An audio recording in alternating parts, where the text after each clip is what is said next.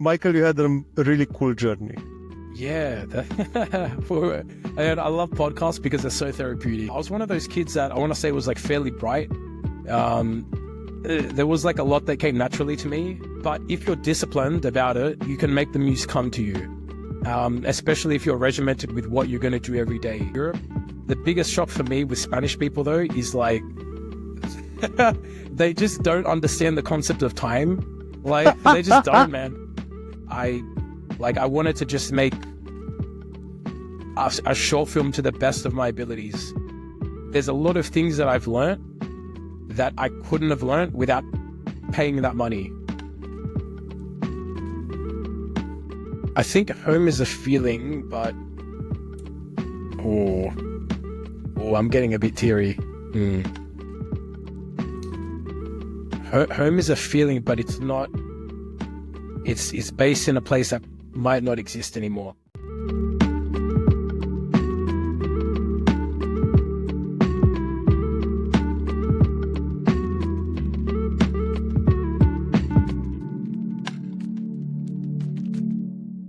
Michael, hi. Well, thank you for doing this. Welcome to the Whereabouts Tale podcast. Thanks for having me, Paul. Appreciate it. Today I would like to say a few words about you. So at least the ones that I could find, the internet could feed me until now, and then we dig into the story. Today we've got Michael. Michael knows how to navigate the ups and downs of the creative world. He's a filmmaker, he's a writer and director. And if someone who's watching this knows indie films, you might have come across Crossroads, Park Bench, or No Way Out. Michael, you had a really cool journey. What I like to do always at the beginning of the show, I like to ask, or before the show, I ask ChatGPT what does he knows about you. And I always like the surprised face that you had because everyone has it. And I would like to read, if that's okay for you. Well, yeah, I'm curious. So, Michael Papaeleftheriou is an Australian filmmaker known for his work as a producer, director, writer, and actor. He has contributed to several projects, including Park Bench 2024, No Way Out 2024, and Crossroads 2025. His journey into filmmaking began traditionally progressing from film school to student films and eventually to feature projects. The COVID-19 lockdowns marked a pivotal shift in his career, prompting him to focus... Is this from you? This is pretty much from me, yeah. To focus more on writing and developing his own directorial ventures. His period included a transformative stint in Europe, where he immersed himself in writing communities and honed his screenwriting skills. Upon returning to Sydney, Michael brought to life his ambition project, Crossroads, collaborating with a dedicated team. For insights into his filmmaking process, Michael documented the journey of Crossroads from script to marketing on his Instagram account, Crossroads Film Journal, aiming to demystify the filmmaking process. Okay, now you have to tell me what he made up. Really not. I don't think anything.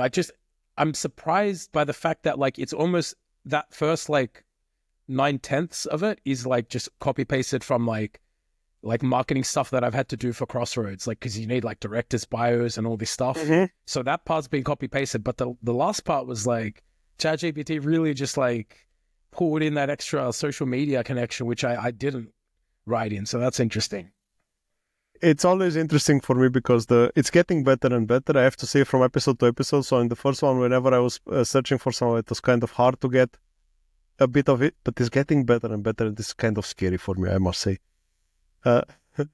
Michael, Australia, so born and raised in Australia. How is Australia as a kid? Okay. Good question. Yeah. So I'll want to really preface this that I'm going to only talk about Sydney because I can't speak for all of Australia, and the shit talking. Am I allowed to swear on this podcast? Absolutely. Perfect. The shit talking will come momentarily, but growing up as a kid in Sydney was actually amazing. It It was the best. Like family, like you just, I think Sydney created like this sort of, I want to say culture where like family, friends, just everything was amazing. Like, and as a kid, like coming up as a kid, like I think I just felt like I would get so much attention from like everyone. Like I was just the center of the universe sort of thing. So I'd say as a kid, and then obviously like, you know, I think the timing of me being a kid was just like perfect because like we didn't grow up in those like infant years with the internet and like technology. But then like as we got older, we had that stuff. So it was like, you know, infancy, we've got like all the good stuff, like family, people. And then as you get older, we have like the technology going crazy with the internet. And like we have all of that as we're coming into ourselves. So I gotta say, I got a really good deal as a kid, especially. Yeah. We always hear about Australia, or at least what I hear from Europe now. Living in Germany, there are a lot of people moving there and moving back, and we always hear the good things about how chill everybody is, about how everybody's working to make a living, not living to make a work. Is that the feeling that you have about Australia, being born and raised there? No, you said it perfectly. The living to work, working to live thing, like Sydney has shifted completely. Like, you know, as a kid, like I just felt like everyone had so much time, like everyone was always there. You know, every week, like you'd visit like other families would visit you. And then as I like started to get older, like I'm imagining like, oh, when I get older, like I'll do all the things that like, you know, the adults from my childhood did. And like, I just found that like, not only do I not have time, but like no one else has time. It really did become sort of like a work to live place. I think a lot of laws changed, like specifically in my state, which is New South Wales, that the rest of Australia doesn't have. And it just became like basically a rat race to like, you know, just to survive essentially, I would say. This is something, so I was I was looking forward to move there one day. I have to be honest. Just even if for a small while, but I think if Sydney is like this, it's just a pattern of the big city, right? Because most probably the rural areas are still somehow chill. Yeah, I'd say the rural areas could be chill, but also other states as well. Okay. You know, Australia has like a lot of common ground amongst the states, but Sydney is special in that there's like a lot of laws that were changed like roughly 30 years ago, and it's been like this slow process to essentially make housing unaffordable. So basically, like if you've got some money in Sydney, you know, when people have some extra money, they might be like, oh, I'm going to make an investment into stocks, into businesses.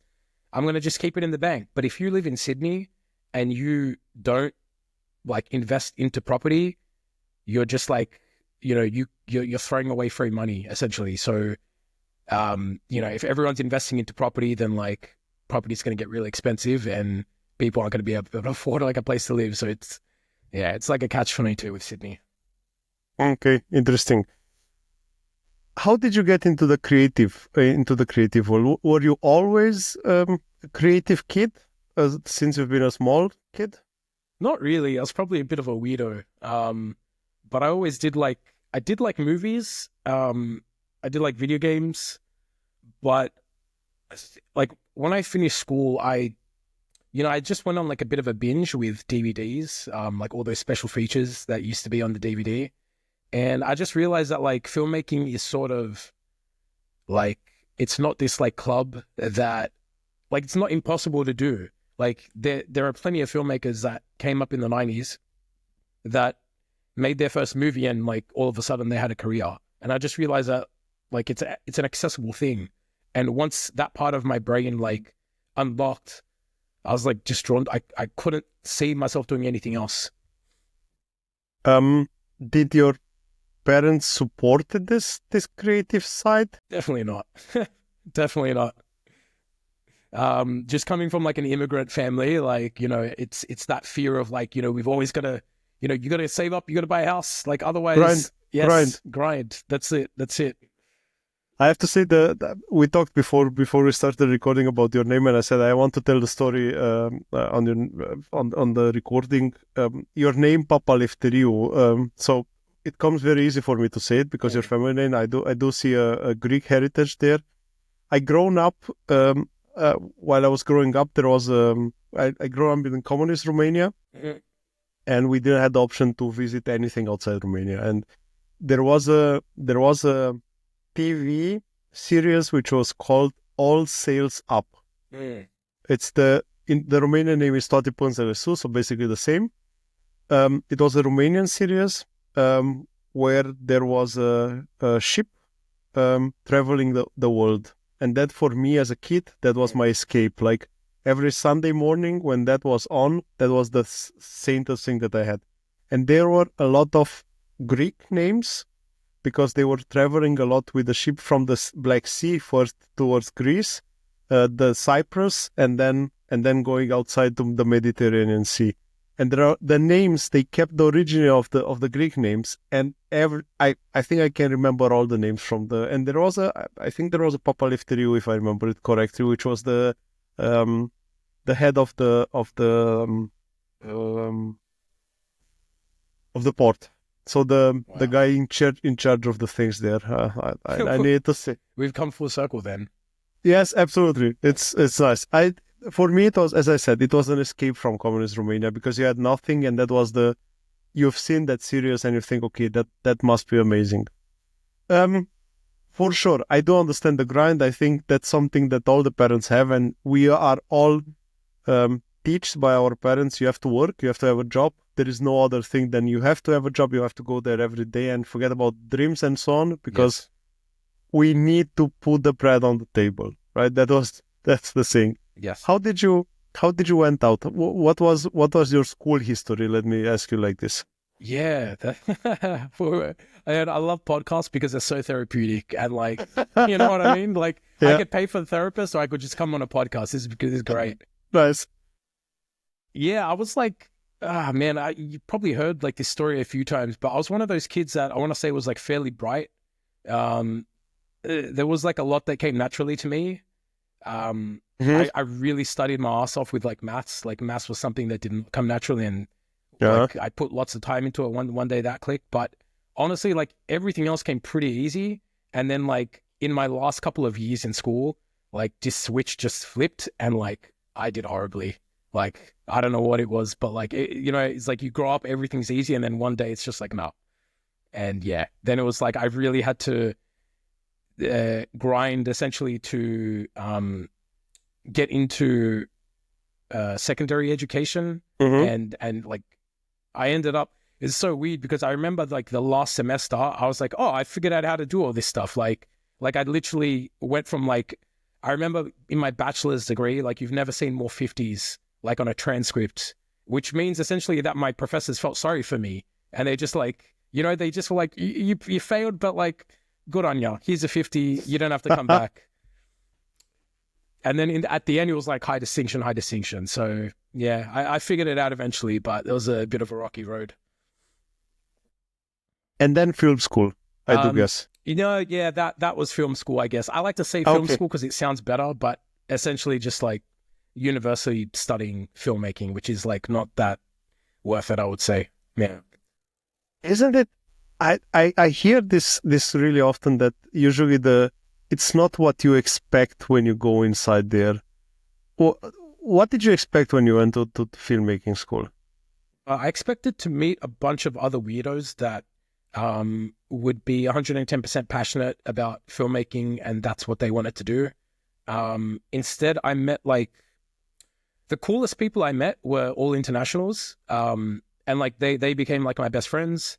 But the bad thing about that was like, after the degree was finished, all the internationals left and I had no one to make films with. So that was really shit.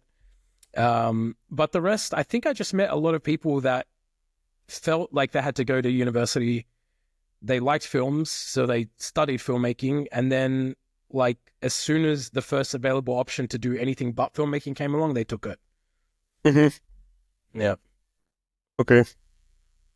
But I think that the downside of this international, you are absolutely right. The downside is that when they leave, you are friendless. Let's say it like this, or partnerless. Yes, and I think for filmmaking, people always say like the reason you want to go to film school is just to meet other people, And like, so essentially like my biggest reason to go to film school, like was like, I didn't get that opportunity.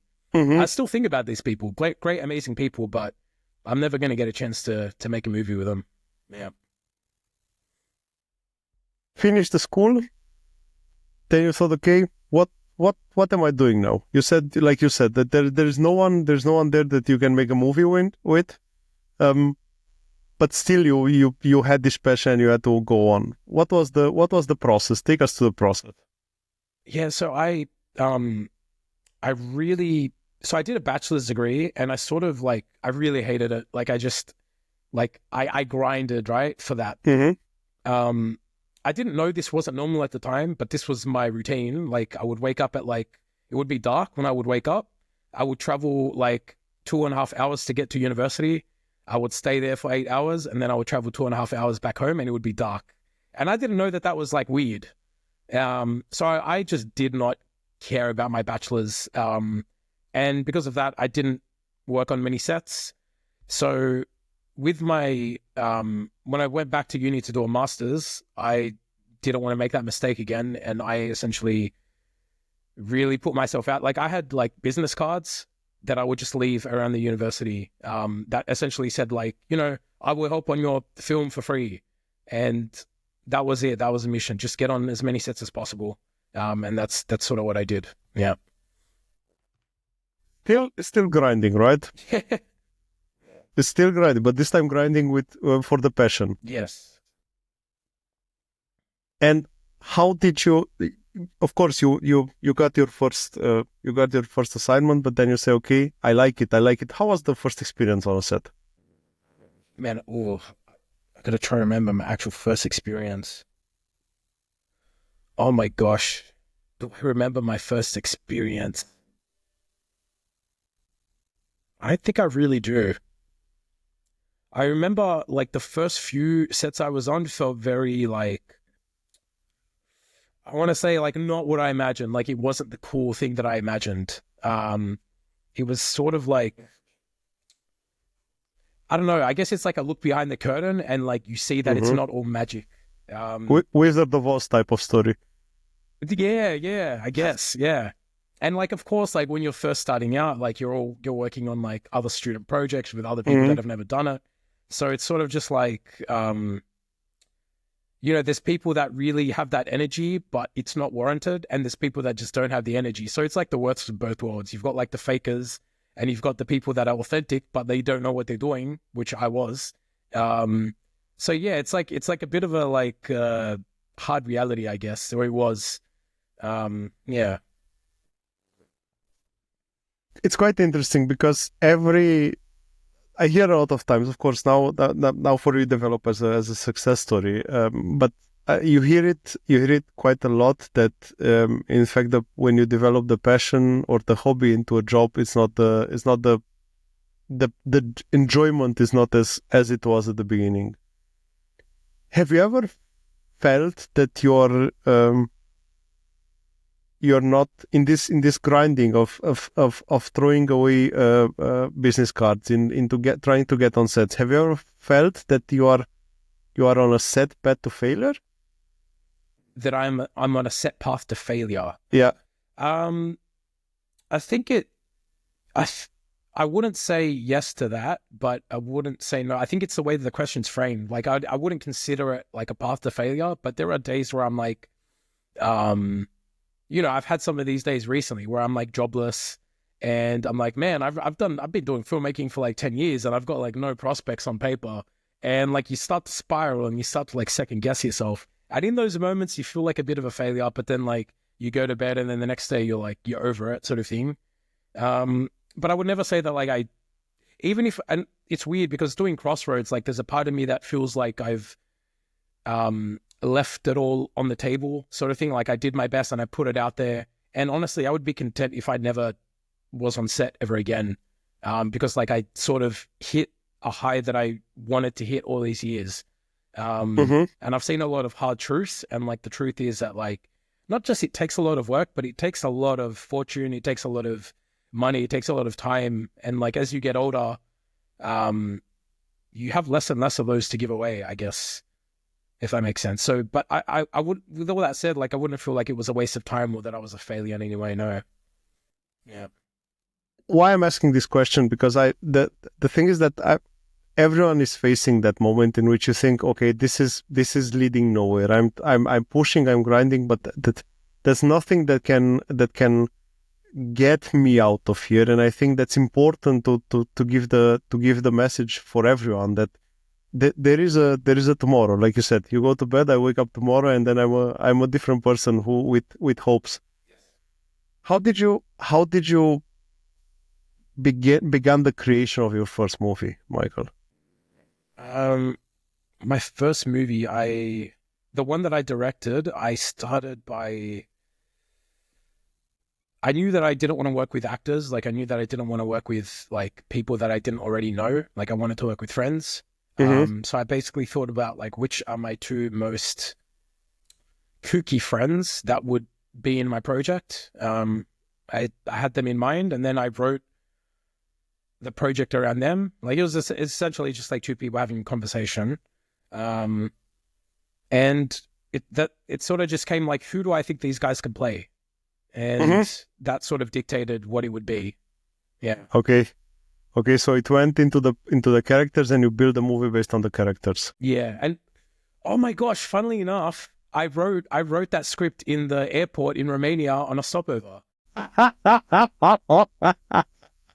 Nice. Yeah, I remember because I'm not the biggest fan of social media, but like my Instagram is sort of like a journal of like moments that I want to remember with, there's no context. If you follow me, there's no context. But for me, I'll see the photo and be like, oh, that's the time I was in the airport in Romania and I wrote the script. Like, yeah, I've got that photo. Yeah. You went to the first process, then I would come to the story where COVID hit. Yeah. COVID hit. COVID was really bad in Australia. Like, because we had like multiple lockdowns. I think Melbourne had like the biggest lockdown in the world. And it was bad, I want to say, for most people, but for me, COVID was like a great time, for the most part. The first COVID was, I'd gotten my first full-time job ever. So I was in this bubble. Like everyone had like this, like everyone's world was turned upside down. And for me, I was like, oh, I'm an adult. I've got a full-time job. Like I'm just working normally. And I had a lot of free time. So every day I would call a friend and see how they're going, essentially. So that was the first lockdown. And the second lockdown was like me and my partner like lived together for years, but we never spend time together because like one of us works nights, the other works days. Like we work weekends. We're never in the house at the same time. And the second COVID was like the most time I ever got to spend with her. So it was like, even that was like really fresh for me, like such a great, unique experience, I guess. So honestly, overall, like COVID was pretty good. And I used that energy to write. Like in the first lockdown, I would wake up like every day, like at like 4:30 a.m. because, I started work quite early, but I was like, I got to get some writing in. And like, you want to write because your time is being taken. So like, I used lockdown really effectively, not consciously, but like it just worked out that way. And the second one, I did a lot of editing and more writing, and just like, I knew as soon as this lockdown like gets lifted, like we're making another film. Yeah. Take me a bit through the creation process, because you said that you did a lot of writing because you knew you like to you had to do the writing because you wanted to do the film. I'm mentioning this book, I think the 4 or 5 times in the episodes, but in the War of Art, yes. Steven Pressfield, you know it? Yes. I love that book. I'm not a creative person, but I love how he writes that book, I have to say. Absolutely. And he's talking about the Muse. How is your creative process? Do you sit down and wait, or is it a disciplined way to sit down and wait for the things to come, or you just do it spontaneously when the ideas are coming? Right now, I'm being a bit more sort of spontaneous. But you can also go the discipline route. And I definitely enjoy going the discipline route when I have like a better I want to say routine. Right now, I'm a bit all over the place. Like I'm getting like very wrapped up in like job applications, and I'm staying up like really late to do them, and just like completely taking my sleeping pattern. But when I'm like in my prime, I wake up. I think I want to say if I'm writing, I will probably get out of the house first thing and then come back home and write. Like I'll get out, go for a walk, come back, sit down, and like I won't leave the table until I finish whatever I'm meant to do. But if I'm rewriting, like I will come straight to the table and I'll do my time. The muse is correct. Like sometimes you want to sit. It's difficult, but if you're disciplined about it, you can make the muse come to you. Especially if you're regimented with what you're going to do every day. And when I was at my best, I would say I'm going to write one scene every day. And when you know what you're going to do and you put such a limitation on it, like the muse does come. You give the muse like a space to come to you in that scenario. I don't really like the way that I'm writing now. And I would say like for the most part, all I'm doing is like I'm like sort of procrastinating until I can get back to that sort of regimented time where I've got like the right sort of energy. But yeah, the muse is absolutely true. And like, I don't really think that, it's, I'll tell you a story. It sort of answers everything way better. I was talking to my friend one day, and like my friend just like sort of sat, like he came to this realization as we were talking, and he said something very true about us. He goes, Michael, I think such and such about us. And I'm embarrassed to tell you like what was actually said. But he said this thing, and he's like, I think this is us, Michael. And like, I thought about what he said, and I go, dude, every script I've ever written is actually about what you just said. It's the same story over and over again. Like, and every time I write, I put like a different skin on it, and essentially I write the same story. And that's subconsciously, like, I don't mean to go and write that story. Like, I'm not trying to get that out there, but like, I'm just writing about like what the universe has given me, essentially. And that's the muse. That's I mean, of course you can I think the muse is a general, it's exactly a general name for the inspiration that comes, but I got your point. Do you usually, well, in that moment when you wrote, when you structure your work, it's hard to formulate the question. Were you starting with the story and taking the story from beginning to the end? Like you said, I'm writing every scene, or you write a scene there, a scene there, a scene there, like random scenes that you are writing? I think generally the best thing to do is to write in order. But if you have a bit of a hectic life, if you're not, so some people balance projects. Like some people have the project that they're writing and the project that they're like outlining, for example. And if you're outlining, you can definitely do that. You can just, this is a part of the story that I've thought of. In screenwriting, we call them sequences. So, there might be multiple scenes in a single sequence, but the sequence has this like overarching thing. And like, I don't know, The Matrix, for example, like that first sequence is like Trinity trying to escape from the agents. Like the first part, there's a few scenes in that sequence, but when you think of a sequence, it's sort of like one of those things that like, if it's out of order, write it down and get that down.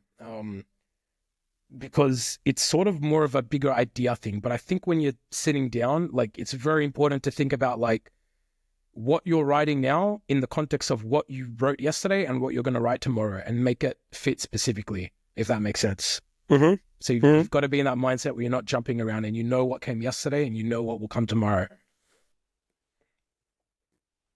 So you did the writing. What triggered your move, your travel to Europe? My partner essentially she's Spanish, and we met in Sydney. We basically, not to make it sound bad, like, but we knew we wanted to be together, but to bring a foreigner, like to have a foreigner stay in Australia, like you've got to meet certain visa restrictions, and essentially there was like a lot of hoop jumping. So it was like a lot of obligations that we had to go through. Also for a Spanish citizen? Yes, of course. Yeah. So basically it's like we met We wanted to be together, and then it was like, okay, you can come back on a working holiday visa, but that's only going to last 1 year.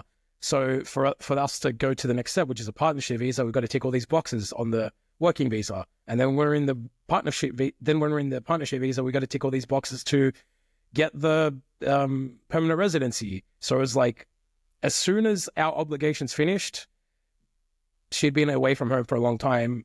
We were like, let's go to Spain, stay with your family. You can. It's been years since we like. It took us years to tick all the obligations off, and like she wasn't allowed to leave in those years. So I thought it's only fair. Like we'll go to Spain and spend some time there. And turns out we're probably going to stay here permanently.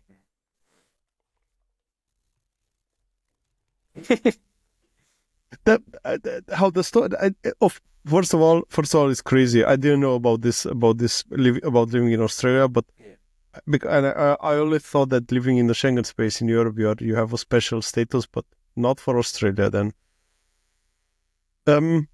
what is about the time that you spent in Europe that help you develop more the screenwriting skills? The number one thing is that I wasn't in the Southern Hemisphere. And with the Southern Hemisphere, you're isolated like physically, but also like time zone wise. And there's a lot of writing communities that operate on Northern Hemisphere time. So like I joined these writing communities, and like I got better by being a part of these communities. And essentially I got better in one single year of being in Europe and just participating in communities than I did in 10 years in Australia, like working by myself and working with other Australians, because it's such a small talent pool. Like you're never going to get to that level by just working in this like isolated space. You need to branch out and like develop rapidly. Otherwise you stand no chance in this industry. Yeah. Did the Spanish culture influence your way of writing in any kind of way? I think I consciously tried to incorporate some of that. Like there was one Spanish character that I had in one of my scripts, but it all probably seemed very superficial. So I would say deep down, no. Like I did that thing where you're a writer and you're like in a different country and you're like, oh, I'll write about this country. But at the end of the day, you're going to write whatever the universe gives you. You're not going to do that like romantic thing of like, I'll write what I'm doing right now. That's no. I'm usually dipping a lot in this in the cultural shocks for someone moving in a different country. But I have to ask you, what was the biggest shock that you had coming first to Europe and second to Spain? Yeah, I would say Europe is not too much of a culture shock. Like, I feel like Sydney Sydney in the 90s was very European in the sense of like, how connected you are to your community. But also like I have a very sort of, I think when you come from like a family of immigrants, you guys really like stick together, especially for the first couple of generations. So you really put community first. And I think that's like my biggest thing. When I think of Europe, I think of like community. And I've visited like most of my family's from Cyprus. So I've visited there like many, many times. Like I've definitely spent over a year there, just like all on holidays. So it's not too big of a culture shock with Europe.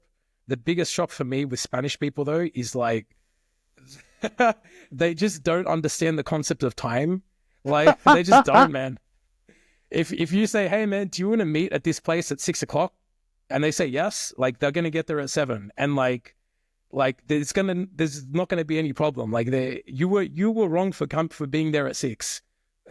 Like you were stupid for being on time. Like that's how it is.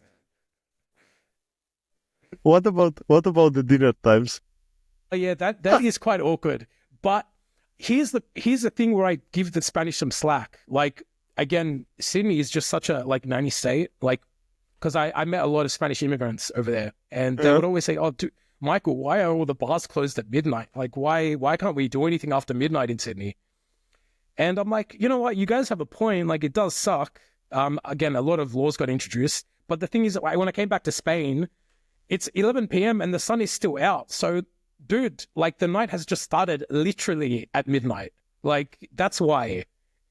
Like, the sun sets around 7 in Australia, maybe 8. if we're lucky. So like, yeah, there's some time until midnight. So I give them slack for that. Okay, I cut them slack. that makes sense. That makes. I like the concept, the thing with the time, because I had the same discussion regarding Portugal. Yeah. And it's somehow the same. Like there is not necessary and what's cool to understand is that it's not a lack of respect. No. It's just a habit. This is how they live. Yes. And if you are able to understand that, and I remember that sentence, no pasa nada. No pasa nada. No pasa nada. Let's see. That's so chillax. What was so bad? Just chillax. Yeah. Let's come back to movies. What was the inspiration behind Crossroads, Michael? Man, again, like consciously, I was just trying to be a professional. I was trying to like do what I was trying to practice my craft at the highest level. So like a lot of people, they put that like, oh, this story was about this injustice, and like I really want to bring this socioeconomic issue to the public eye. It wasn't that for me. I wanted to just make a short film to the best of my abilities. And I when I went to Sydney, I thought I would make 3 projects, and like quite complex projects. And like I just kept like throwing them away because I was like, no, this is impossible. I don't have this much money. That one's gone. And then for the second one, it was like multiple locations. I was like, dude, we didn't have that much time. This one's gone. I was like, you know what? 1 location, 2 great actors, an isolated location, because I'm trying to remove all the variables for disruptions. Even just moving from one set to another set is a lot of work and a lot of time wasted. And my goal was to make everything as easy as possible so that we can put our best foot forward in terms of creativity and art. So producer wise, I've made everything easy and like eliminated variables because I just wanted to flex my director's muscles essentially. Mm-hmm. So that was a big inspiration, but it's really weird because again, at the end of the project, like I thought about what my friend told me all that time back, and I was like, dude, I did it again. This story is about that same thing every time. Yeah. Look, at the end, if you 2 guys are the only one knowing, that's okay. Yeah. I'm embarrassed. I'm embarrassed to say it. It's like I would rather get naked in front of you. I'd be less embarrassed, Yeah. This removing of variables, this removing of impediments was an experience from the previous movies that you made? Yeah. Like I said about my first experiences on set, like a lot of me being the guy that's like, oh, I'm always willing to help. Whatever you need, let's do it. It just opens the door to you being on set with like on a lot of bad sets, which is still good. Like you need to do it. But you learn what it's like to be on the other side. You learn what annoys people. And like when people are annoyed, like when you're doing wrong by people, like they're not going to be able to put their best foot forward. So, I wanted to make a project that I could be in complete control of so that I could make it a good experience for everyone and they could bring their A game. And, stuff like airplanes, like you don't think anything of it, but the guy holding the microphone, he can hear everything. He can hear like that airplane walking by has just destroyed the shot. So like now we got to go again. Moving from one location to the other with all that equipment is like hell. Like just setting up lights takes so much time, so much effort. Like even again, just removing variables, having a lot of actors. Like we had one feature film where an actor just didn't show up, and like that's insane because there's 20 people there, and like now we're trying to like brainstorm what are we going to do without this actor. Like because we can't all just go home. The film has to happen. So that was another thing. And this film just had 3 characters, and I only needed only 2 of them had lines. So in my head, I was like, I'm going to play this 3rd character because I don't want to open the door to like the variable of someone who, because it's not really a role where you can like, how do I explain? Like, it's not really a great role for someone that wants to act. It's just like you're sort of just part of the props, if that makes sense. So even that, I was like, you know what? I got to play this character because I'm not giving someone else the opportunity to say they're going to do it and then not be there. So in that sort of like, it influenced all of that, all of those decisions, if that makes sense. Yeah, that makes sense. And I think the most important thing is that, and this is fascinating for me, is that your focus. I want to make this happen, and that I have to see how I can make this happen without I don't know, without someone giving me a last moment impediment. Yes. What was the most difficult scene to shot? I don't think anything was that hard, to be honest. Mm-hmm. I'm probably going to toot my own horn, but like, I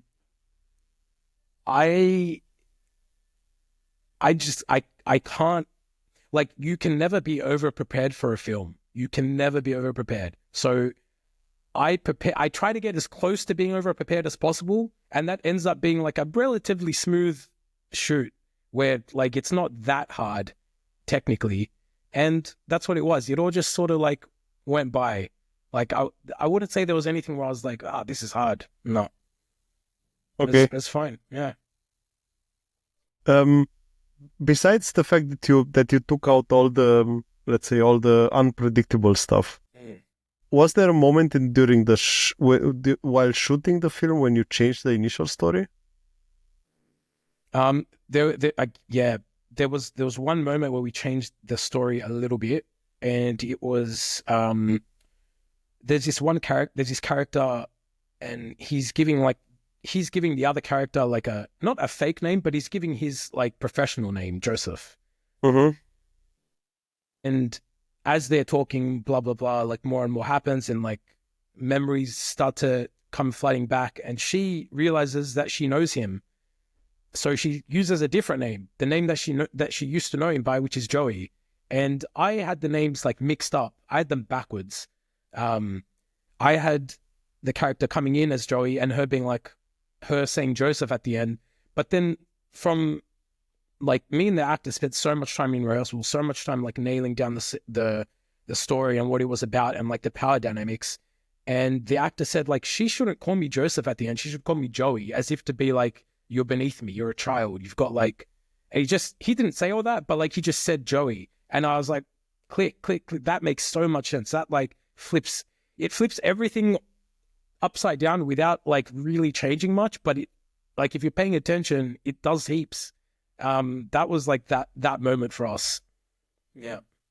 That means you had really people paying attention. That's really cool, because that makes you happy always. That's what you want. Like if you can just get everyone to be in like a great position, if you could just like give them the space to think and to be present and to not be worrying about all the logistics, then that's when the magic happens. So that's what I try to, that's the type of environment that I try to give everyone.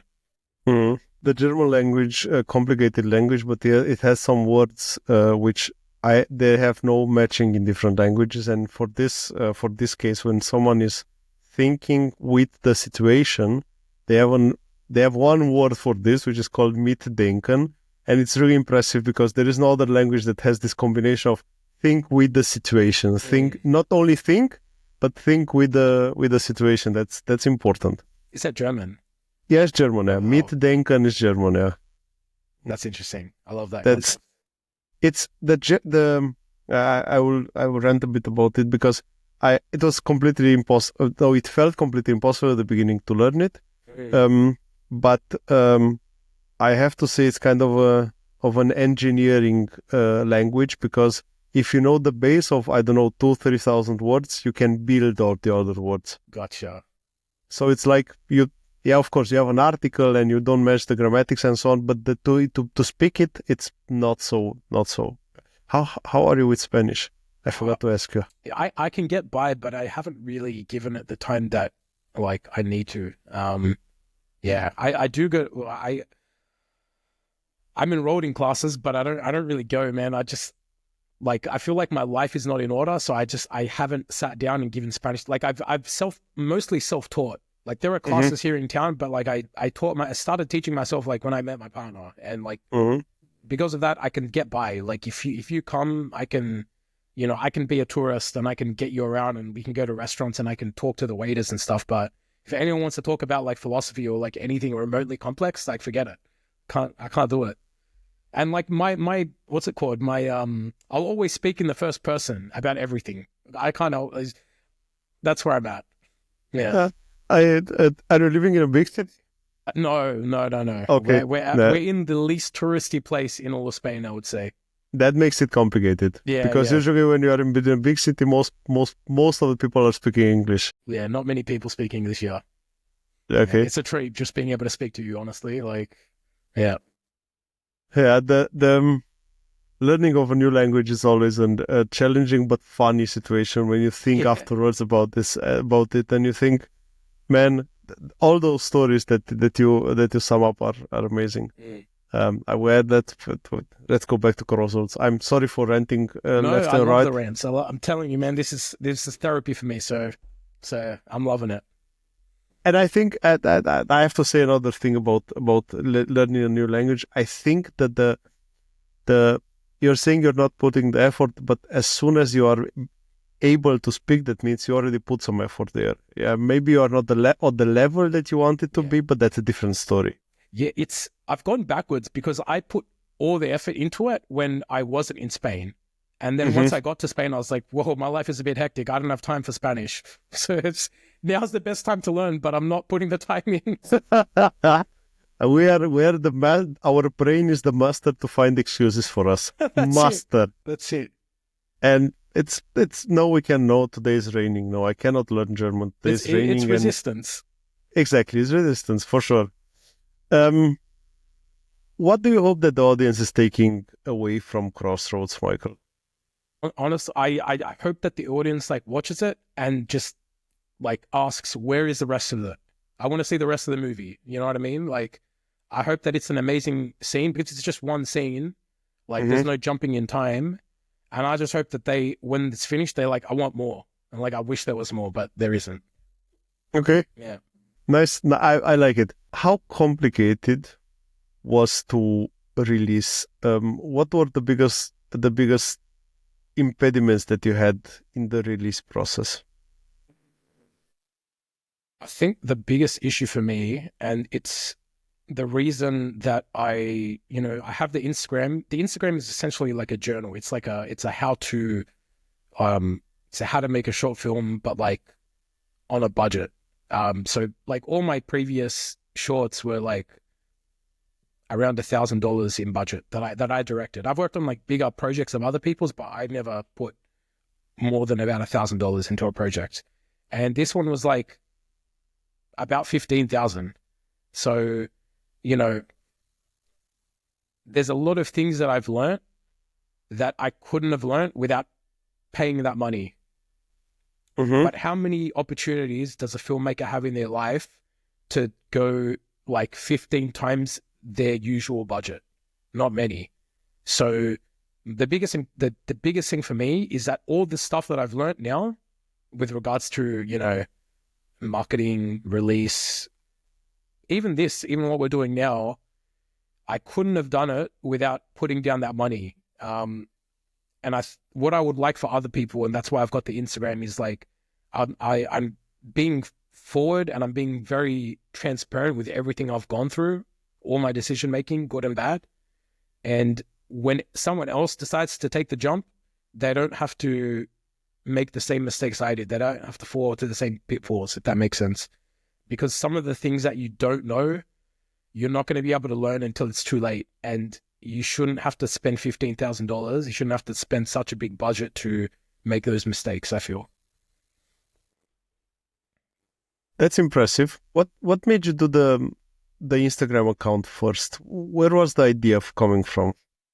So I was at a table read session with someone, and we got to chatting, and they said like you have to do marketing for your shop. Like you have to do marketing. And he gave me some advice, which is great advice, because like, again, we're just independent filmmakers. Like we can't hire all these people. But he said, just do the marketing that you can be bothered for, which for me was like just Instagram. And that's it. Like, I'm not going to go crazy with YouTube and Facebook and all these different platforms. Like all I can be bothered is just Instagram every day. Like, I used to do construction, and we had like lots of big breaks at work. So I would just, when I'm on a break, I'll do a post. It like you need it. You need marketing to be taken seriously, because sometimes like maybe it's conscious, maybe it's subconscious, but like, if me and you submit the same film to the same festival, and I've got a website, I've got an Instagram, I've got a press kit, I've got like photography, and you don't, like, they're going to look at my film more favorably, like whether they are conscious about it or not. So that's what all of this is. And for me, the only way to like come to terms with the fact that I am essentially, I don't know how to put it another way, but I just hate the idea of like marketing. The only way for me to come to terms with that was to be authentic in like the stuff that I was putting out there. So it was more interesting for me to share the process on that level than to take a photo and be like, oh, grinding another day writing, everyone, woo. Like, yeah. You didn't want to fake it. Yes. You just want to be yourself and still do the marketing part. I was just about to ask you, how do you stand up? But you gave already the answer. But I still want to bring up the topic, because I think we are living in a world, and I said this also in past episodes when we talk about books. I think exactly like with books, there are more books written than we are able to read in this life. There are more movies made than we are able to see in this life. And I think you have to make your choices for sure. I think marketing plays a big role, because I'm giving you just out from the top of my mind an example. Squid Game, a movie which is not a cinematical creation, let's be honest about that, had a huge success because it had a huge marketing machine. That's the only reason why that movie was successful. I have to say, I'm not able to judge the quality of the movie. Yeah. But Netflix is putting a huge marketing machine behind it, and I think that was the reason. How do you stand up in the indie world? Is it still marketing the key point? The first step, and a lot of people forget this step, is to actually make something like really good. Like, a lot of people forget that step. I'm not like an authority. I wouldn't call myself an authority, and I wouldn't attempt to really teach anyone about. I wouldn't attempt to act like an authority when it comes to filmmaking, but with writing, like I have my finger on the pulse with writing. Like, I'm very heavily into that. And the number one question that I see asked is like, how can I get like these producers and these investors to read my script? And like,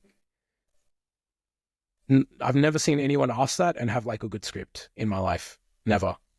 And I realized something, because one of the people in my writing group is meeting a lot of I don't want to say celebrities, but he's meeting some famous people. He's meeting some producers. Professional writers are reading his work. And I realized, when you have like along the path towards making something good, you will acquire all the other things that you need to get people to read your stuff. Like, you can't help but meet other people on the journey that will help you if you're doing really good work. So I think first and foremost is definitely to make something really, we keep saying in the writing world, we say undeniable. Like, the script must be undeniable. And if you make an undeniable movie, if you make something that people can't ignore, that's just that good, like, that's where you should put most of your energy, I think. Yeah. So that's the starting point, let's say. Yeah. With marketing and stuff, like, I don't know, I could probably make some stuff up. It might sound like sort of semi-smart, but all I know with marketing is that like, you're better off doing it than not doing it. So I've done it. I don't know if I've done a great job. I probably haven't, but at least I've done it. Is it? And I have to ask a question about the writing world. How often do you have semi copy of an existing script when someone is sending a script for review. What I mean by semi copy, I mean like not taking the whole movie, but taking the ideas and building another script based on the same idea.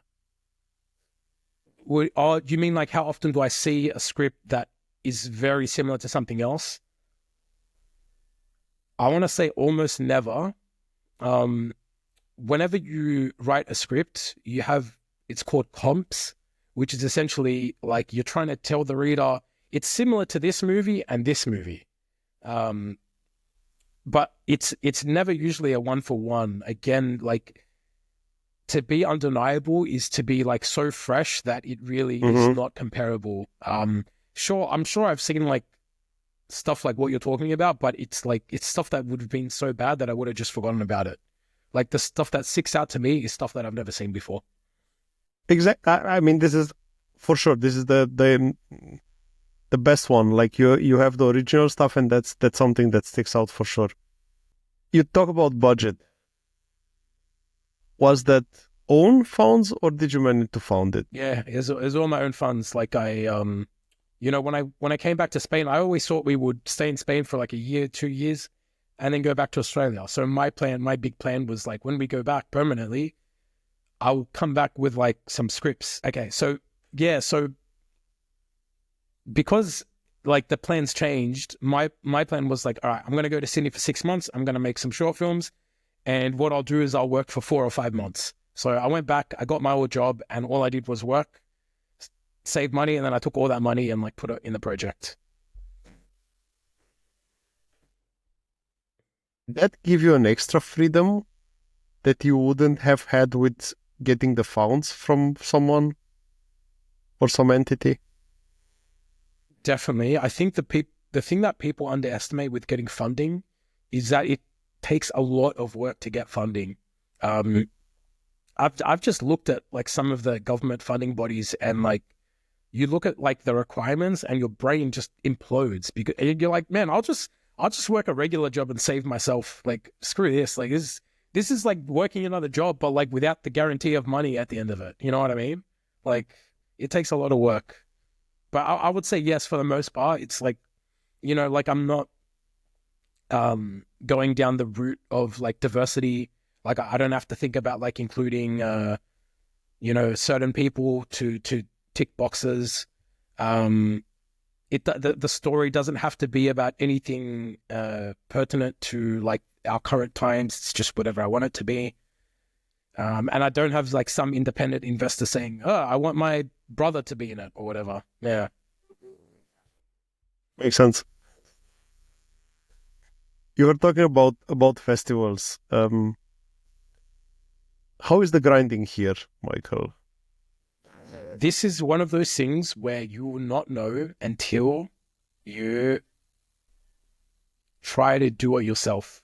And typically what I imagine happens is once someone understands how to get into festivals, they're no longer the type of person to tell you what they've learned, if that makes sense. Mm-hmm. There's only so many positions in here. And once you get in, you don't want any more people competing with you. So you're going to not be so willing to share information.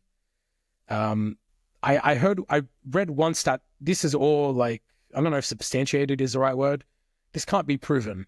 I heard from one source, I think Sundance gets like 10,000 festivals, 10,000 films submitted every year. I think there's about 200 that get accepted. From those 200, I think there's about 10 that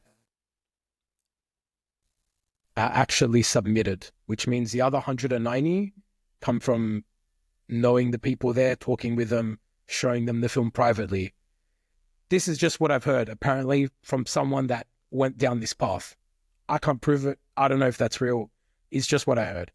But if there's any truth to that, which on some level there is for all film festivals, there just has to be. Like if I'm Brad Pitt and I submit the worst film ever to a festival, it's getting in. It's getting in. Like, let's not kid ourselves. And there's other filmmakers that submit to film festivals and you can track.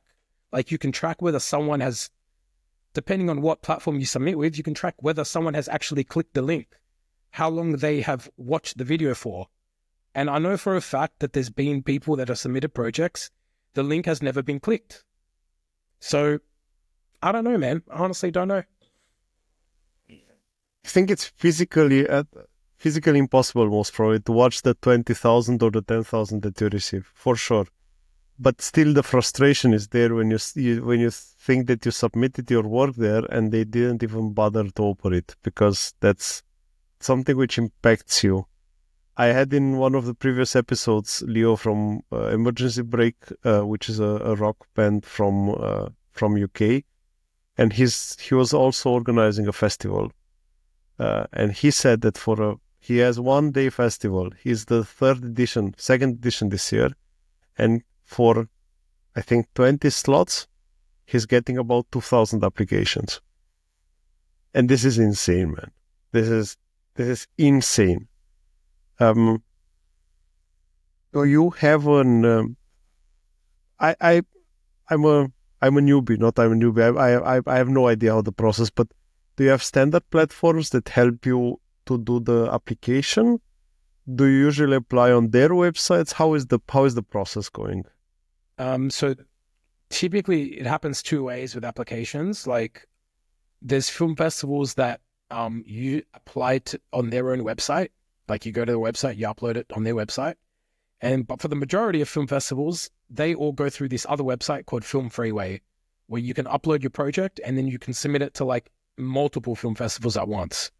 So yeah, it's really just those 2 things. Like you used to have to like mail your film out. Mm-hmm. This was back when Sundance was probably getting like 1,000 submissions every year, you know?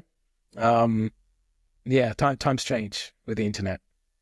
You mentioned Sundance, which is a known festival, a good known festival, I would say it like this.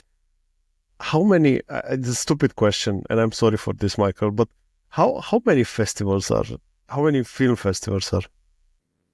I don't know. We'll never know. And right now, today, I'm 100% certain that there's a new film festival that just got like created. I'm 100%, I'm certain. And that like most film festivals are just straight up scams. They're just straight up scams. Like, film festivals now can take place online. So before, like the whole point was like, you're trying to get people to watch it. But now it becomes this thing where I think like musicians are more used to this, but it's essentially like, everyone gets accepted to our film festival or our, band showcase, and the winner will be the person that gets the most votes. And the person, like, it costs 1 ticket to vote. So basically, the more of your friends that you invite to buy tickets get to vote for you, and then you win. So it's just popularity contest. There's a lot of that in the filmmaking world now. And multi-level marketing. If that qualifies as a festival, like there are infinite festivals like this. Yeah.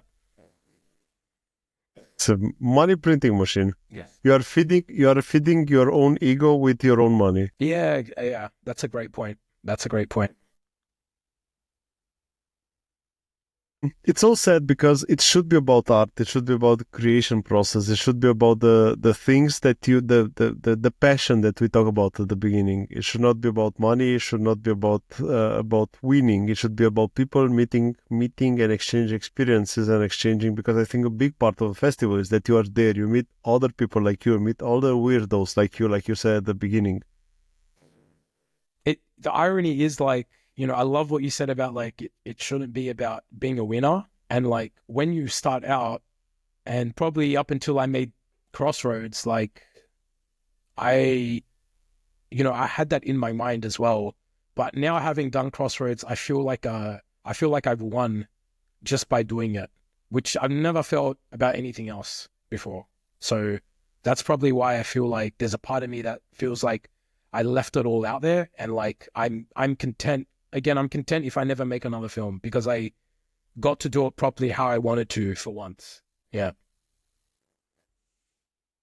And You're absolutely right, Michael. I think only the fact that you do it, only the fact that if we take all the variables in, like you work for a few months to be able to get the money to fund your own movie, that makes you a winner for sure. And I think that's something that everyone should consider.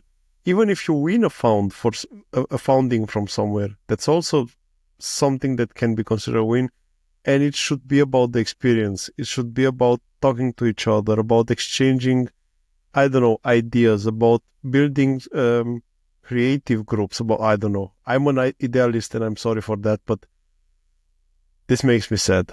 No, we need more people like that. And like, I know that you're right.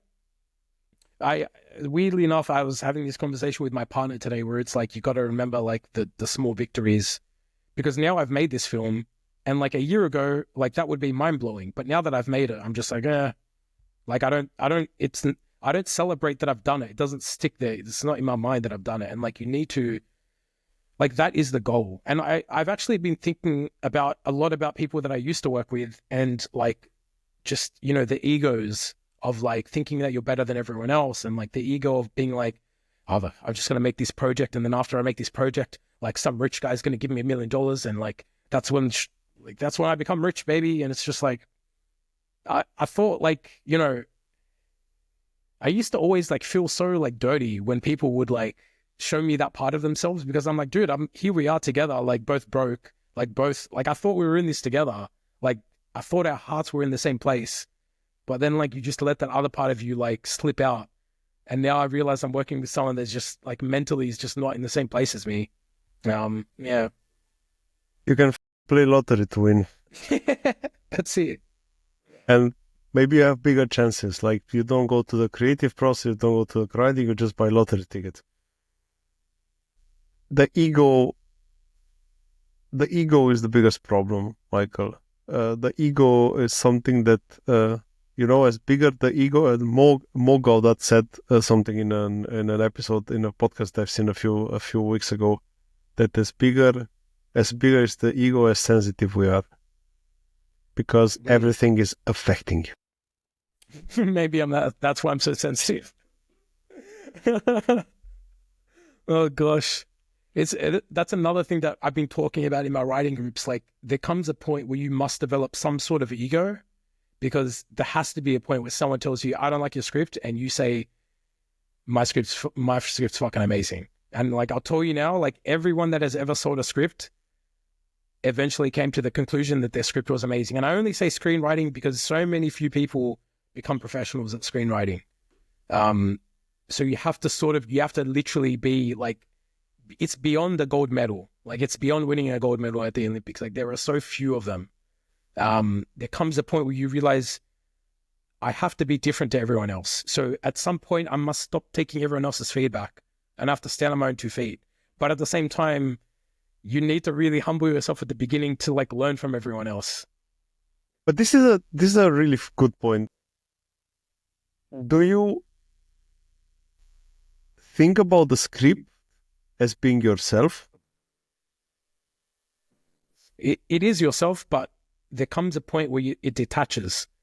A lot of I've been on quite a few podcasts now, and everyone like asks me about the film as if it belongs to me. Mm-hmm. And it doesn't belong. Like, at the start, it was my project. Go on. I mean, in this creation phase, like you said, when someone is telling you, I don't like that, I don't like your script because, I don't know, there is a part which I would do different. Do you take that as a personal criticism? No. At the start, I might, because at the start, it's me. But then once the project takes life, it becomes the project. It becomes it.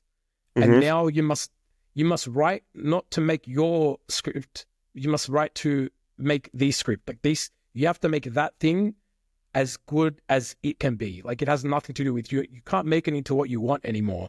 And this was a problem with like the last script I wrote, where I was like, I gave it to a friend to read, and he goes, Michael, like, this is like, you've got it all wrong. Like, this isn't this type of script. Like, you need to make it like this if you're going to make this script. And I was like, you know what? You're right. And because of I'm like, you're 100% right. Like, that's my problem with it. That's why it's not any good. And because of that, I have no interest in doing it anymore, if that makes sense. He was 110% right. But once I put what I had outside of me, and then as it took its own life, it had somewhere that it needed to go. And I just realized like, I'm not at the right place in my sort of life where I'm going to write that script to the best of its capability. So, that project gets shelved. Mm-hmm. Yeah. Yeah, okay, that makes sense. I think that the important thing, because I did at least until now, I work in a completely different environment, but doesn't matter because the criticism is the same, and it's the biggest problem that everyone has, and I think that's at least based on my experience, that you take the criticism and you don't take the criticism for your idea. You think that you are mistaking that idea as being yourself, and then you said, okay, but he didn't say my idea is dumb. He said I'm dumb. Of course, because an idea can't be dumb, only your execution. But there comes a way where you have to detach. Like, people always say, "Oh, but Michael, what do you think about my story?" And I'm like, dude, I can't judge your story. Your story is beyond me, but I can judge the way that you wrote down words on a page, because I think I know what you want me to see. I think I know what you want me to take from these words, but these words aren't taking me where you want me to go or where the script wants me to go. So, like, yeah, it's you. It's not your idea. Your idea doesn't belong to you. People always say, "Oh, Michael, I've got this great idea." I don't care, man. Like, there's 1,000 more great ideas, but are you gonna make any of them perfect? Storytelling.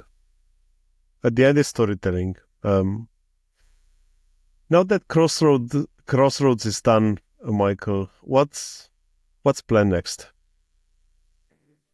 Honestly, man, I just want to I'm putting some feelers out now because I hope I can meet some Spanish filmmakers. Like, I hope if I don't know what's going to happen next. Like, I bought my ticket by making this film. Maybe this ticket gets me to the next step. Maybe not. So, maybe the film will open doors, and if so, that's awesome. But let's just say it doesn't. I'm happy to just find a regular job here in Spain and just write for the rest of my life. Like, if opportunity comes, I'll gladly make another movie, but I think screenwriting is it's going to be my focus from now on. Yeah. I find it amazing that actually the passion is screenwriting is not actually the movie would be nice, but the passion is actually the creation process. It's, when you're a young kid, they tell you you have to play soccer, you have to play football, you have to play basketball, you have to play all these team sports because it's very important to be a part of a team. And that's what I thought filmmaking was. That's what attracted me to filmmaking. I wanted to be part of a team. I wanted to work with other people. And then the more I did it, the more I realized it's sort of like team sports where it's like the guy that's really good will take the ball and do everything himself sort of thing. And the weird thing is I'm very much into combat sports. And, that's a sport where there's no team. But if you do combat sports, I promise you, if you stick around at a gym long enough, even though all of you are competing individually, you are a team. And that's what writing is. I have found so much more of a team in writers. We're supposed to be depressed and isolated, but actually we're the real people that are doing this as a team, because you can't do it alone. It's impossible. But with filmmaking, it's weird how everyone is just focused on their own, what they can gain and how they can use each other and go on to make their careers. Whereas with writing, everyone that I've met is so I've met multiple kindred spirits within the writing world, but I've only met one or two kindred spirits in the filmmaking world, and I've only been in the writing world for a couple of years. I don't know how that works. Do you think that filmmaking is not a team success, it's an individual success? I think that's a pitfall, and I think a lot of people, it's the problem with a lot of people say, oh, there's all this new technology, which means there's so many more filmmakers now, but it's a pitfall that we all fall into, because before, when there used to be so many barriers to filmmaking, only the people that really wanted to do it, only the people that were willing to do it, commit wholeheartedly, were the people that do it. Now people just oh yeah, I'll be a filmmaker this year. But like when I do filmmaking and I'm trying to like find other people to collaborate with, now I've got to sift through all these people that like aren't really in it, if that makes sense. And it's hard. It's hard to do that with filmmaking. With writing, man, all I need to do is read one page of your work and I'll know if we're going to be friends or not. But with filmmaking, it's different, if that makes sense.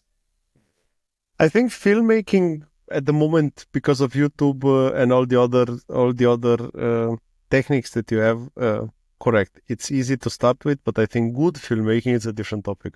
Absolutely. And if I can name a few YouTube channels who are making good storytelling, who have a good storytelling in their videos, but the filmmaking process is not the best one, or the other way around. And we talk about Australia, and I always had in mind Dan Mace. I don't know if you know him. Who? Dan Mace. No. He did a lot of marketing videos, so he direct a lot of marketing videos, and I've seen a lot of videos for him because he has a nice storytelling process, and now he's doing production for Mr. Beast Philanthropy channel. Mr. Beast most probably you know because everyone knows him in the meantime, and he has a philanthropy channel where he's doing good things. And Dan Mace, he's an interesting guy, but I think you are right. I think unfortunately everyone is on their own. Everyone is trying to get the fire under their own pot and to make themselves rich. It's literally the worst profession. Like it's not going to happen, man. Like there's so many other things that's so much easier to do if you want to get rich. Like, lottery. Yeah, lottery, 100%. 100%. Michael, you are an amazing guy. I had to say this before we go on because I think there are less people who are interested. There are less people in this world interested in the creation process, and there are too many people focused on the money. And I think this is what we need to make this place enjoyable. And I think, like you said, focus on the small victories. Focus on the things that made you happy, or focus on your dreams that you have realized and they passed. And I keep saying also, I keep talking to my wife and I keep saying that if I ask myself from 20 years ago, what do I want to be today, is most probably the guy from now. But now if I think, I still have to improve that and that and that, and then because we only focus on the negatives. Yeah. I told you, man, this is therapy to me, so thank you. Didn't even have to pay for this session. Let's do it again. I like it. Awesome. And the reason why I start this is because I enjoy meeting new people, and I enjoy talking to people. I'm listening to stories and sharing their input. And I think it's an amazing way. This is the huge benefit that internet is giving us, that we should use, not to curse ourselves on Twitter, no, not to kill ourselves in the comments of videos on TikTok. No, we should just do this, like me being in Germany, you being in Spain, and just having this nice talk. And this is why the internet should be used. This is the biggest benefit that the internet has. 100% agree, man. Like, I've been, every man, I've been on a big job search lately, and when you try to use the internet to accomplish something these days, you just realize there's so many hurdles in the way. And like I've been thinking back to again, growing up with that internet when it first came out, and it was just this fun, weird place where like if you needed something, it was right there. But now it's like everything has like so many different layers to it, where it's like they put all these extra steps because like they're trying to take money without like letting you know, if that makes sense. So yeah, like the internet, I totally agree with you. And I wish the internet had that spirit. I think it carries that spirit because like that's what people want to use the internet for. But there are so many, like there's just such an opportunity to make money, and when there's an opportunity to make money, you got to make as much of it as you can. That's the rules apparently. So I keep getting advices, because that's why I ask you about the when someone is criticizing your ideas, and I keep getting advices. You should not make the episodes so long. Nobody has the patience. Nobody has the time to listen to them. You should talk about this and that. And you know what? I don't care. I love talking to people. This is what I would do.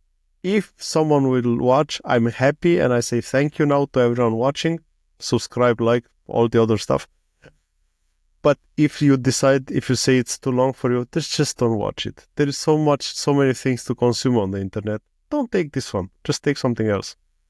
You know, number one, I completely agree with you. And you know, if you want to get logical about it, like, what are you going to put more time into? Like the thing that you enjoy doing, which is having these types of conversations, or like, you know, meeting the arbitrary demands of some faceless void that doesn't actually really exist.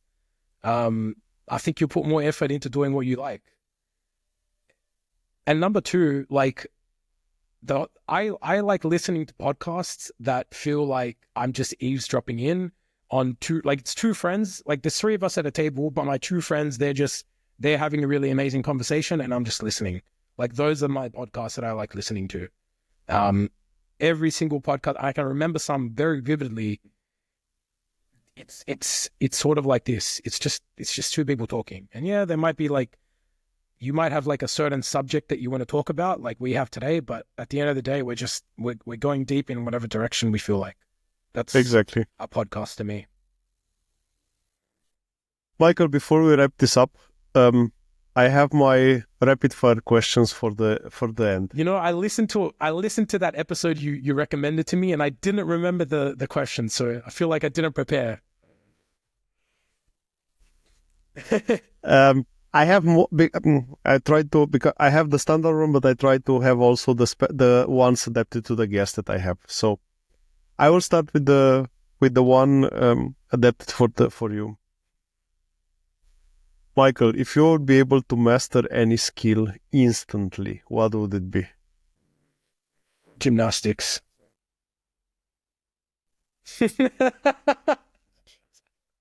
Where the hell did that came from? Dude, it's you know, I used to be like I'm still a bit fat, but I used to be like the fat kid. And when I started to get to get fit, like I just realized that like there's such a pleasure in being able to move your body the way that you can conceptualize moving it.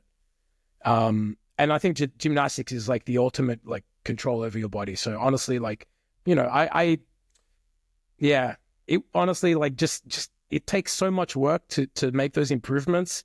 To be able to do it like that, give me that. Yeah. Right, that makes two of us. I was a fat kid as well. It's a harsh life. It's a hard knock life. That's where the connection comes from. Yeah, exactly. Yeah. What's your go-to hype song? You know, it changes for me. It changes for me quite often. But right now, I'm like maybe every few months. But right now, it's Skyfall by Adele. That's on repeat. Yeah. Good one. I keep saying that I have changing phases of music, because I think I cannot listen for several years the same, but every once in a while I'm changing the genre. If you could have dinner with an historical figure, any, who would it be? Dead or alive? Man, that's a really good question, and I'm not gonna have a good enough answer. You know what, Christopher Lee. Is he like does that count? Yeah? Yeah, of course. I'll take him. Definitely. James Bond, heavy metal fan, esteemed actor, secret agent. Yeah, no, I'll take him. Yeah, I think for me it's also always the interesting discussion point. But you know, there is that myth when they say don't meet your idols, because it could be that you are disappointed. Yeah, definitely. But you know, I've heard him talk, and he doesn't talk. There's an earnestness to it where he sort of makes the other person uncomfortable. So I feel like he's more honest than he lets on, if that makes sense. So as long as there's honesty, then I'll take it. Yeah. What's one place that you haven't visited but you really want to go? I'm the worst at these types of questions.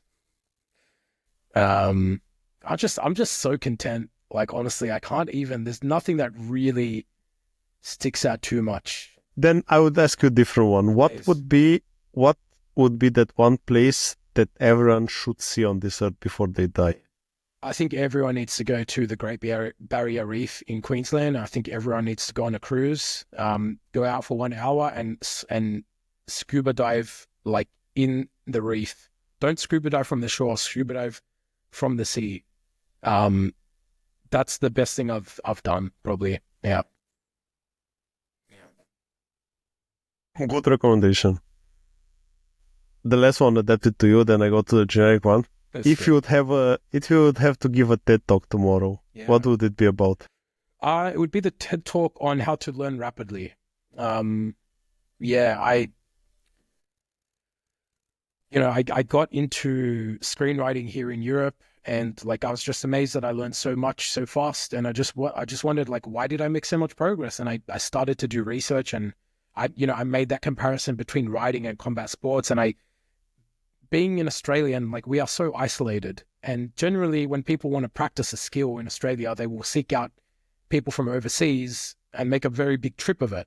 Because if you're in Europe, like, you have all these Europeans around you, and like you mingle, and like you know what I mean? Like, there's people from all these different countries, because coming and going from different countries is easy, but in Australia it's very hard. And I created my own writing community just for Australians, where I sort of put everything I learned into action and just give them the resources that I had being in the Northern Hemisphere. And I've started to adapt them as I've like sort of gone into teaching, not from like a way of like I'm learning teaching at a course. Like, I'm looking into like great teachers, great coaches, and like seeing how they produce like the best sort of athletes. And I'm trying to adapt that to writing. And I feel like I've really got a good sort of mind on like how to learn effectively, if that makes sense.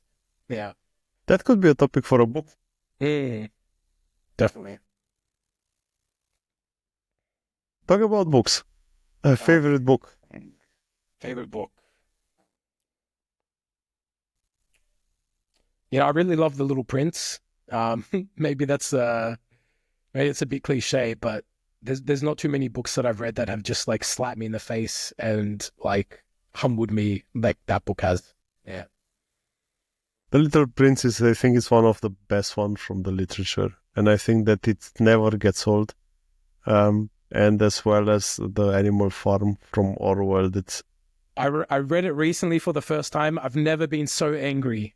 I've never been so angry at a book before. I couldn't, like, it ruined my day finishing that book. Don't you think that is the typical characterization for the society that we live in at the moment? 100%. Why? Like, I got so angry. It's such an old book. Why is it so relevant? I'm so annoyed. It's like, this is required reading for what has the required reading done? Nothing. I've never been so angry, my man. Never. I love it. I think about this book so often. It doesn't matter if it's work, if it's society, it doesn't matter. It's so crazy that you realize how often that is happening, how often you go in that moment in which you think, okay, we are all equal, but not the small dogs.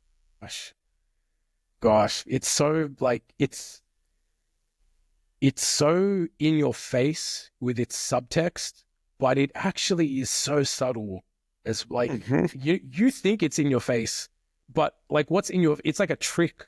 It's really underneath. And yeah, oh gosh, you're 100% right. It shouldn't be so relevant, but it is relevant. I have to say that Orwell was a genius, and I don't know if you know also from Orwell 1984. Yeah. That's a sad book. It's a sad book. It's a sad book, and maybe it's because I feel like, why does the book without like sentient animals feel less real than the ones with sentient animals? I couldn't see. When I read 1984, I was like, yes, this is a good fictional work. But the one with the talking animals, I'm like, Why is this? I hate this non-fictional work. Like this is like a textbook of what is actually happening. Yes. Oh gosh.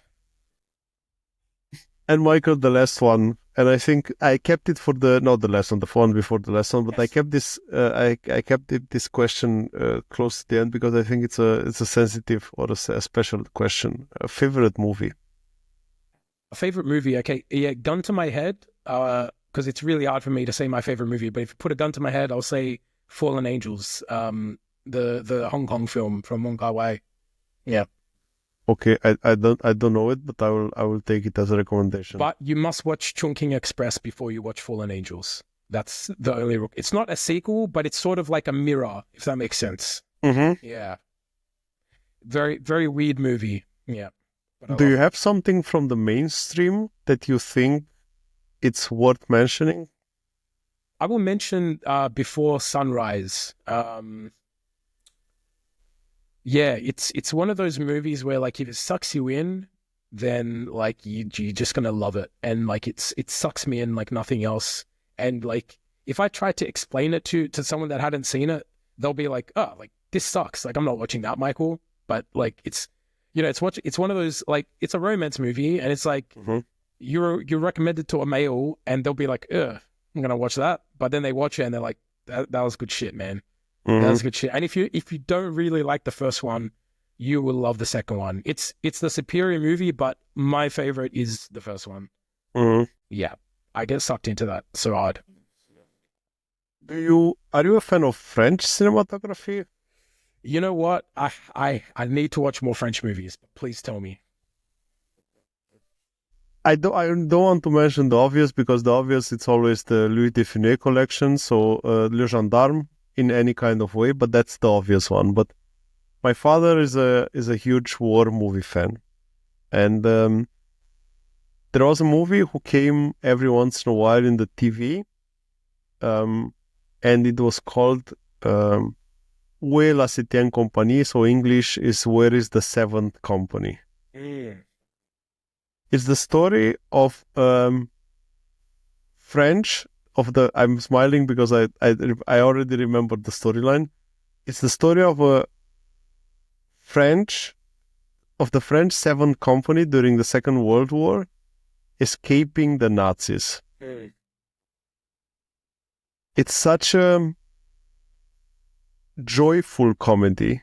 So it's not the typical I don't know, the typical comedy of war where they I don't know, I'm coming, something that's coming to my head is MASH. What's that slapstick comedy? There's a slapstick comedy. It's an Italian film, and it's like literally based in the concentration camps. Roberto Benigni, La Vita è Bella. I honestly, like, I never like that. Wow, like that's an amazing film. But if you tell me, hey, it's a slapstick comedy based on the Holocaust, like that's a very hard sell. But wow, that's amazing. The script and how Roberto Benigni is playing that game. Yeah. That movie. Yes. It's impressive for me. It's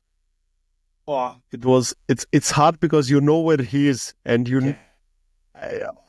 so I would say Where is the Seventh Company is going into his humor, the one that Roberto Benigni had. And there are actually, I find out after I managed to research the internet, that in fact there are 3 movies from the same. They made it in like a sequel always. But if you don't necessarily like French movies, or if you haven't watched French movies, I cannot recommend the Seventh Company enough, because it's a joyful comedy, like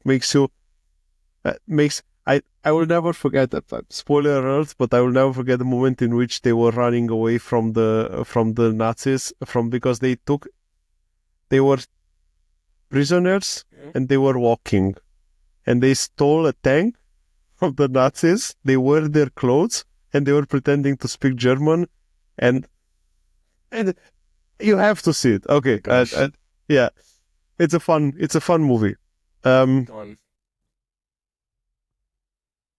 Is home a feeling or a place, Michael?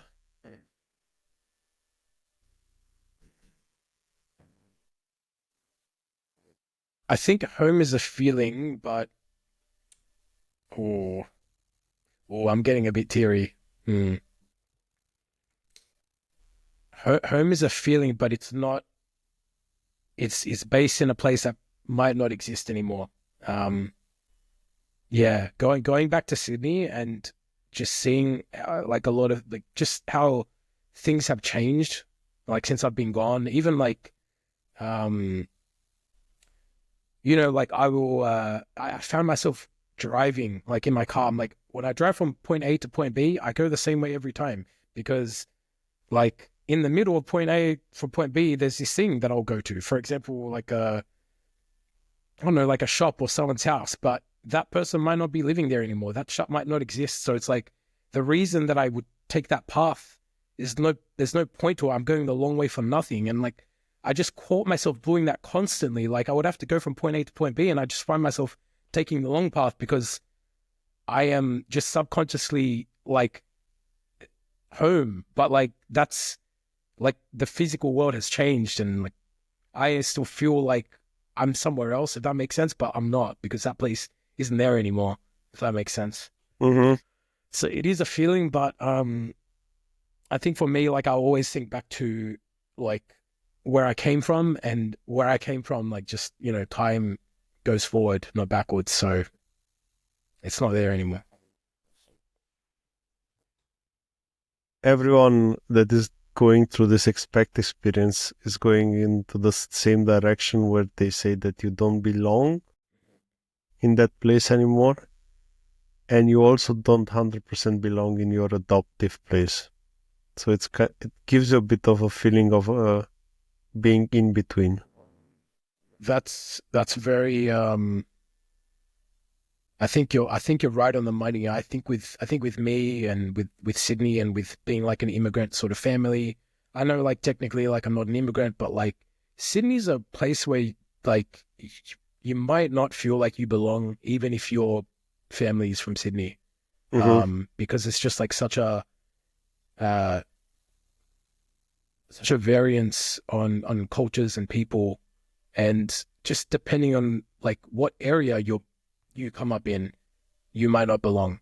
Like even Mm-hmm. if you're all Australian, but those Australians are like from one certain culture and you're from a different culture, and it's just like you you develop that thick skin of like not feeling like you like the possibility is there in Sydney. So I think I've always had that, but like yeah, maybe that's why it's more a feeling than a place, because I just remember where I came from and that element of belonging, maybe it wasn't always there, if that makes sense. Yeah. What's the one piece of advice that you'd give to someone that wants to start in the movie industry? Aim low. Aim low and just do it. And then if you can't, be like, you'll either learn from it or you realize very painlessly that it's not for you. Mm-hmm. But you need to learn. That's a lot of people think they can make something or write something without having put in the effort. And then they make it out to be this big thing. But when you do the big thing, you realize like, I didn't get to do what I wanted, but I learned something. But the thing is, you wasted a lot of time trying to do a big thing when you should have just aimed low and like gotten the lesson out of the way. Yeah. So aim low. And enjoy the ride. I have to say this for everyone starting in any of the hobbies. Enjoy the ride. Don't go for the results. Just go for the ride, and you'll be extremely happy. Well said. Is there something that you wanted to talk about and we didn't touch it? No, man. Honestly, this has been great. I thank you so much for you're a wordsmith and you knew exactly where to prod and where to pull back, and yeah, I love this conversation. Thank you, my man. Thanks so much. I enjoyed it a lot, I have to say, and thank you for giving the opportunity to know you, Michael. It was a pleasure, and I hope we do this again one day. Absolutely, man. Absolutely. And I'm pretty sure that there is always going to be a topic. If you ever feel like it, just drop me an email. I'm one email away. Thank you, my man. You are more than welcome, and I thank you for giving me the option to know you. delightful, the conversation. Thanks for this. Likewise, man. Thank you so much for accepting me. I loved it. Bye-bye. Catch you, man.